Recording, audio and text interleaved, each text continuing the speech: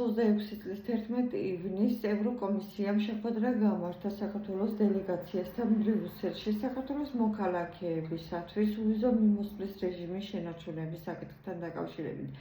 ევროსტრუქტურების მოთხოვნა არის, რომ საქართველოს ხელისუფლებამ გაიწვიოს რეპრესიული კანონები და გაანთავისუფლოს პოლიტიკური პატიმრები.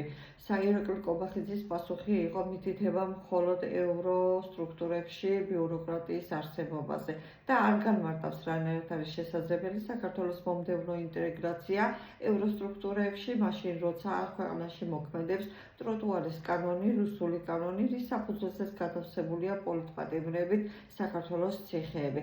თუ საქართველოს ხელისუფლებას აწუხებს აგენტების პრობლემა, მას შეუძლია მიიღოს ლუსტრაციის კანონი, მაგრამ უვიზო მიმოსვლის გაუქმება მე ვფიქრობ გამოიწვევს საქართველოში მასობრივ გამოცვლებს მოქმედი ხელისუფლების გადადგომის მოთხოვნით.